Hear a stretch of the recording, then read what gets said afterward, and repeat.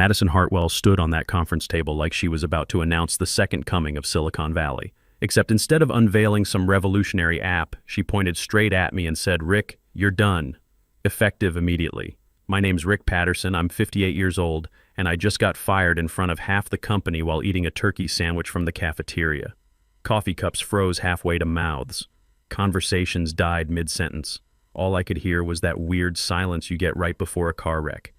This kid just terminated me in front of 20 junior staff members and the entire operations team while sipping her oat milk latte and calling it removing legacy inefficiencies. I didn't say a word. Didn't flinch. Just pulled out my master key ring, the one I'd carried for 15 years. The same keys that opened everything from the boiler room to the executive server closet. Held them up like a bartender sliding a drink to a problem customer and said, "Good luck." She smirked like she'd just conquered corporate America, like I was some old-timer janitor who'd finally been shown the door.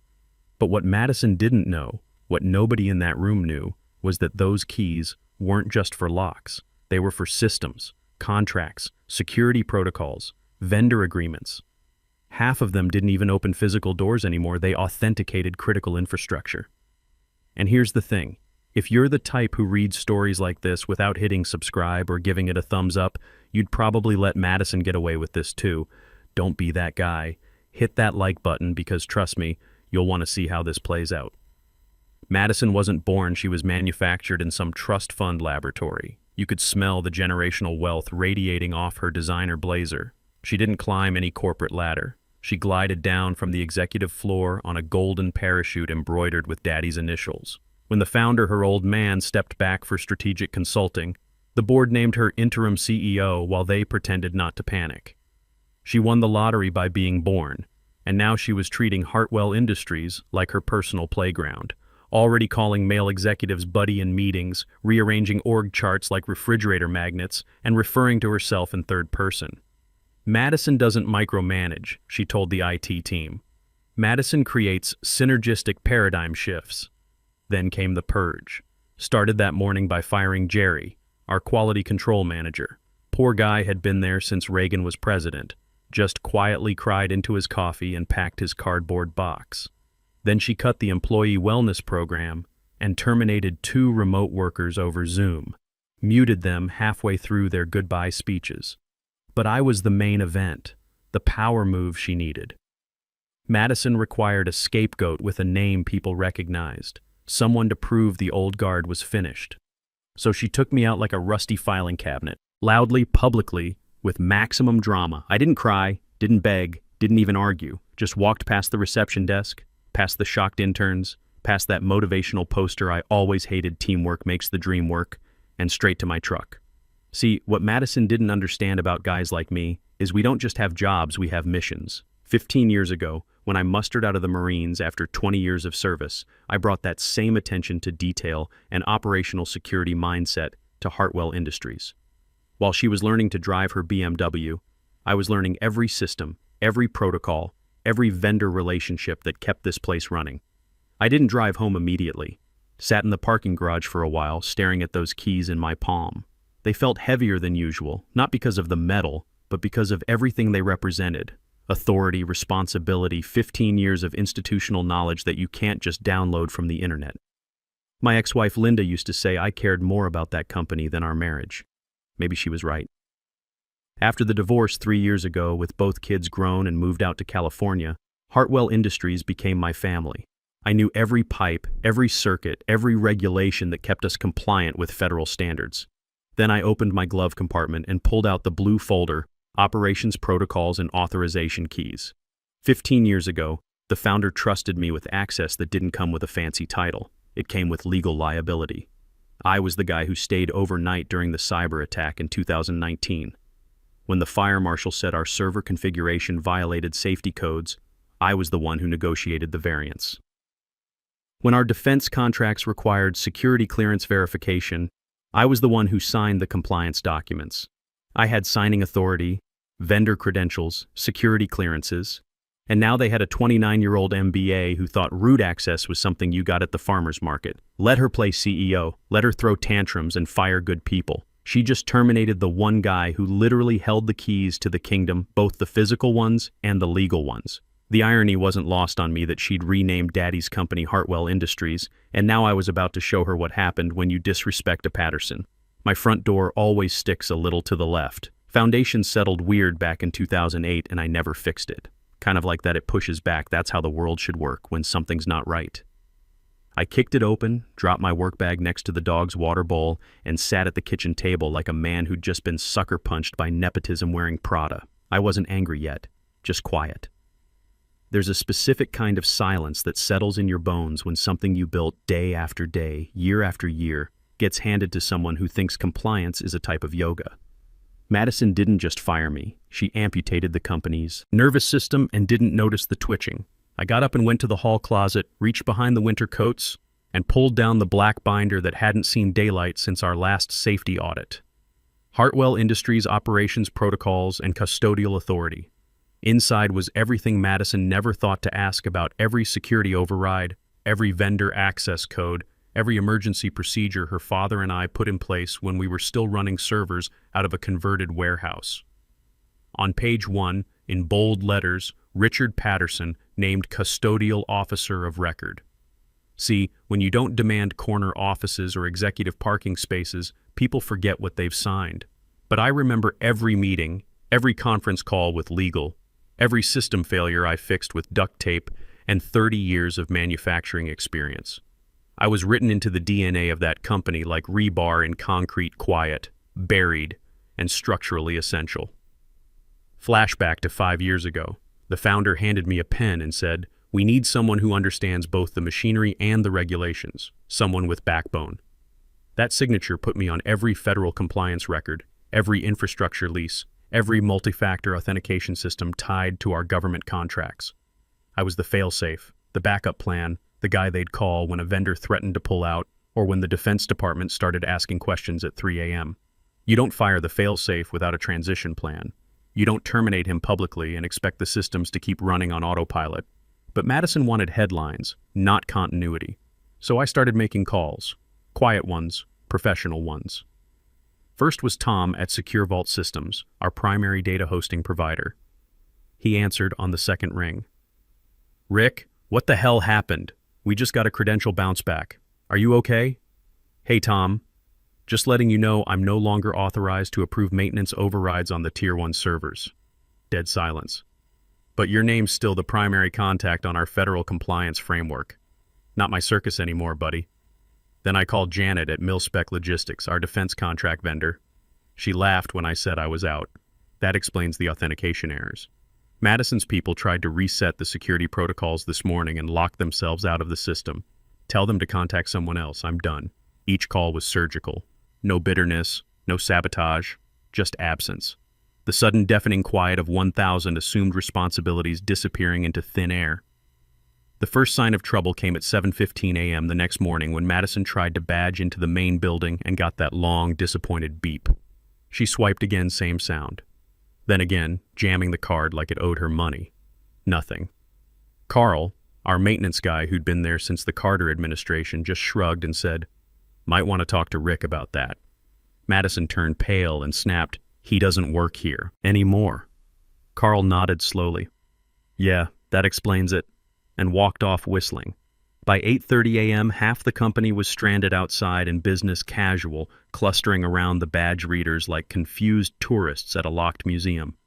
The overnight IT system had detected an unauthorized credential termination and automatically locked down building access pending manual override that required my biometric signature.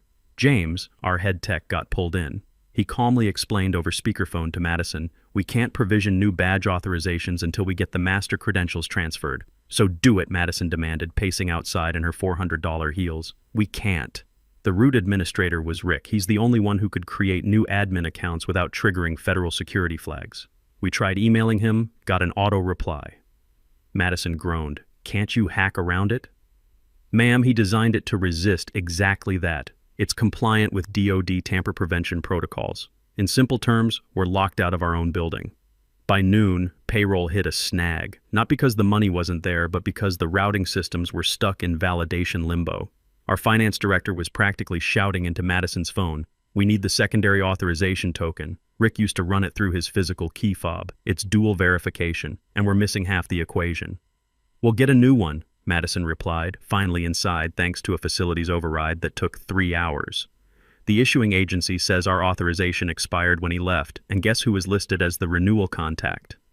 Meanwhile, procurement got a nasty surprise. A shipment of critical manufacturing parts worth $5,000 got rejected at the gate. The vendor system flagged us as compliance unresolved. The rep emailed, "We noticed your primary compliance signatory is no longer employed and there's no replacement filed. Please update your records." Madison replied, "We don't need compliance signatories. This is the new Hartwell Industries. The vendor permanently flagged our account within 2 hours." That afternoon, someone in IT tried logging into the facilities management system and accidentally triggered a security lockdown. The backup HVAC kicked in and cranked the West Wing up to 92 degrees. Employees started sweating through their dress shirts like steamed vegetables. The override required my security clearance, the same clearance Madison had just invalidated by firing me without proper federal notification. Someone in HR finally said what everyone was thinking. Did we just fire the only person who knew how this place actually works? Yes. Yes, they did. Across town, I was sitting at Murphy's Diner, sipping coffee and chuckling over scrambled eggs. I'd been watching the badge lockout thread in the company's Slack channel. Yeah, they forgot to disable my old emergency IT account I'd set up during COVID remote work, never audited by Madison's team when they took over. Watching the panic from a distance felt like watching someone try to perform surgery with a butter knife. No sabotage, no malice, just systems returning to their default state when the only person keeping them operational quietly stepped away. Like pulling the keystone out of an arch and acting surprised when the ceiling starts sagging. By 5 p.m., Madison sent a mass email titled "Growing Pains Are Natural, Trying to Spin the Chaos" as part of her transformation strategy. But systems don't read corporate communications, and federal compliance frameworks don't believe in inspirational messaging. Rick Patterson had been the quiet foundation for 15 years. Remove him suddenly, and it doesn't collapse immediately. It just starts cracking layer by layer until someone notices the walls are leaning. By Thursday morning, 3 days after the firing, the real earthquake hit. The call came at 7:45 a.m. on Thursday. Too early for salespeople, too professional for spam. I let it go to voicemail while I made coffee, then played the message back. "Mr. Patterson, this is Colonel Benjamin Cross from Pentagon Procurement conducting a compliance review. We'd appreciate 15 minutes of your time regarding your previous role at Hartwell Industries." 15 minutes. That's what they always ask for. 15 minutes that can unravel everything a company thinks it knows about itself. I called back an hour later. We kept it professional, military to military. Yes, I'd been terminated without notice. No, I hadn't been properly off-boarded from my custodial role. Yes, I was still the last verified custodial officer on record for their $350 million defense manufacturing contract. No, I no longer held those credentials by choice. And yes, there had been multiple unauthorized access attempts to classified systems after my departure. I didn't speculate, didn't accuse, just read the facts like you'd read someone the weather forecast before their picnic gets rained out. Colonel Cross thanked me. That was it. By noon, Hartwell Industries' contract manager noticed the Pentagon had gone quiet.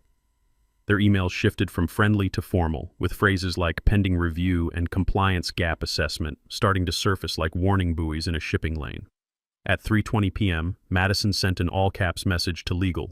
"Why is the Pentagon stalling? Fix this now."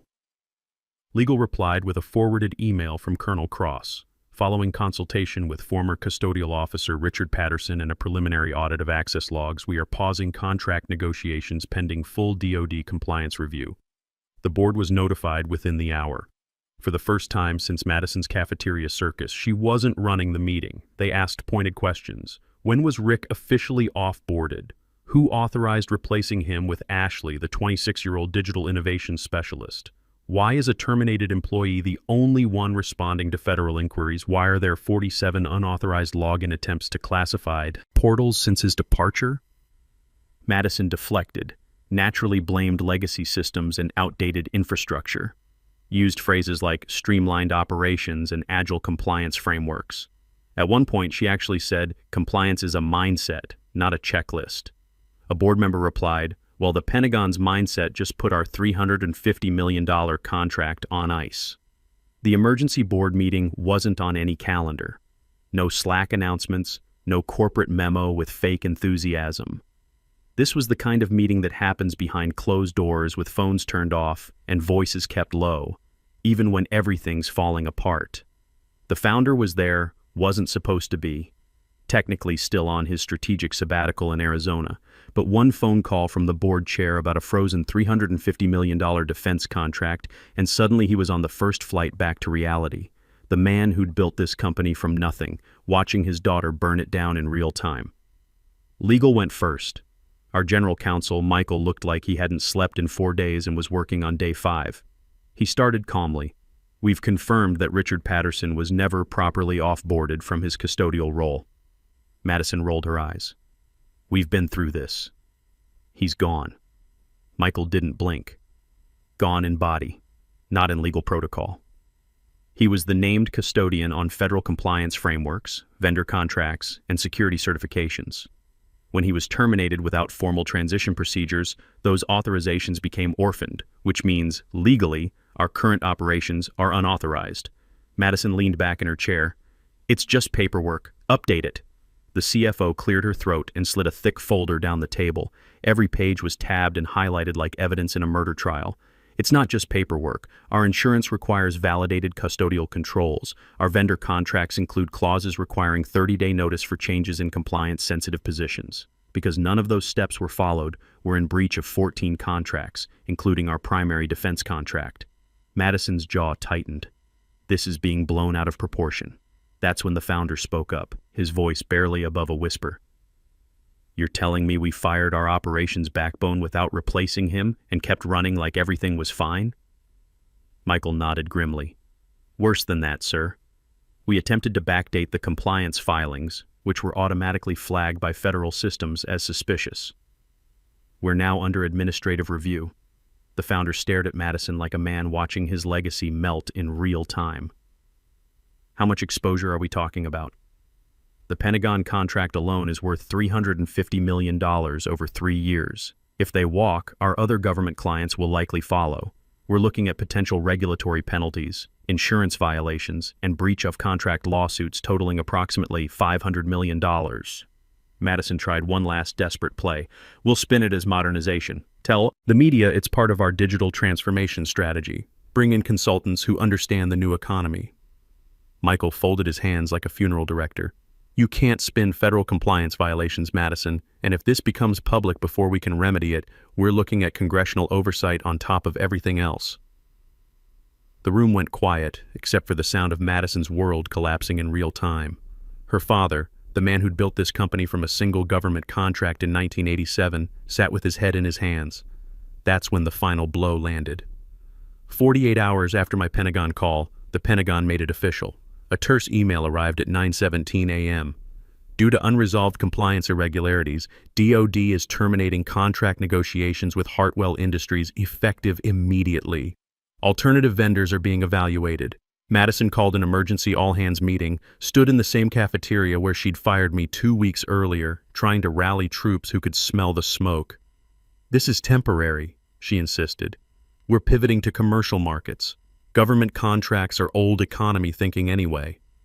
But commercial clients had been watching. When a defense contractor loses Pentagon certification, word travels fast in manufacturing circles. By the end of that week, 6 civilian contracts were under review. Vendors started demanding cash on delivery instead of net 30 terms. Across town, I was hanging my shingle. Patterson Strategic Solutions, simple black letters on frosted glass. Small office on the 5th floor with a window view of Hartwell Industries across the street. My desk faced that window, which wasn't an accident. The funding came quietly from 3 former Hartwell clients who'd left with bitter tastes and ironclad NDAs. They reached out through intermediaries, said they were tired of chaos disguised as innovation. They didn't want buzzwords, they wanted results, delivered by someone who understood both the technical requirements and the bureaucratic reality of government work. Day 1. Already profitable. Day 2, booked solid for 3 months. Day 3, the Pentagon called. Mr. Patterson, this is Colonel Cross. We've been reviewing your credentials independently of your former employer. Would you be interested in discussing some consulting opportunities? The irony wasn't lost on me. The same contract Madison lost, I was being offered as an independent contractor. The Pentagon didn't want Hartwell Industries. They wanted the guy who'd actually been running their programs for 15 years. At 9:30 a.m. the following Monday, I watched through my office window as the founder paced outside Hartwell Industries' side entrance, phone pressed to his ear like he was trying to extract answers through the speaker. Then came Madison, being escorted by legal into the boardroom. Same designer outfit, same entitled posture, now wilted like week-old flowers. My phone buzzed. A text from James in IT. Founder's back permanently. Madison's been in legal review for 3 hours. Word is they're discussing leadership transition. Someone finally read the facility lease. I smiled and kept reading. They just realized the building lease still has your name as transition authority in case of ownership disruption. Nobody ever updated it after the founder's sabbatical. This is getting messy fast. The lease had been rewritten during our 2019 security expansion. After the cyber attack that year, our insurance company required someone with institutional knowledge and legal authority to sign backup custodial provisions. I'd signed under a clause that in case of executive disruption, facility control would temporarily revert to the custodial officer until formal reassignment, a requirement added after our security breach when insurance demanded backup custodial continuity. That clause was never updated, not when he went on sabbatical, not when Madison took over. They'd forgotten I was still on the paperwork because nobody bothered reading the fine print. Now they were discovering that the boy king had been playing in a castle that still legally belonged to someone else. The final meeting wasn't dramatic, no shouting, no storming out, just quiet professionals delivering a corporate death sentence with PowerPoint slides and federal regulations. The founder delivered one devastating line. "You didn't fire an employee, Madison. You dissolved our operational backbone." Then came the autopsy. Every system tied to my credentials, every compliance framework bearing my signature, every vendor relationship built on 15 years of trust. The security tokens Madison had demanded I hand over? Without my biometric verification, they'd automatically disabled half the company's systems as a breach prevention measure. The lockdowns were automatic, Michael explained, triggered by unresolved credential orphaning. The system assumed it was a security breach, which in many ways it was. At 9:45 a.m. that Friday, I walked across the street one last time, not sneaking, not strutting, just walking through the lobby like I used to, familiar steps down a familiar hallway. The receptionist looked up, startled. "Mr. Patterson?" I smiled and held up a small keychain, 2 keys, one physical, one electronic, both obsolete now. "Just returning some hardware," I said, dropping them in the visitor tray. She blinked. "Should I tell them you're here?" I glanced toward the boardroom where Madison's career was being quietly dismantled by lawyers and spreadsheets. "Tell them," I said, turning toward the door. "I got new keys." I didn't wait for a response. Didn't look back. Because this wasn't about revenge, it was about respect. And they finally understood the difference. Semper Fi.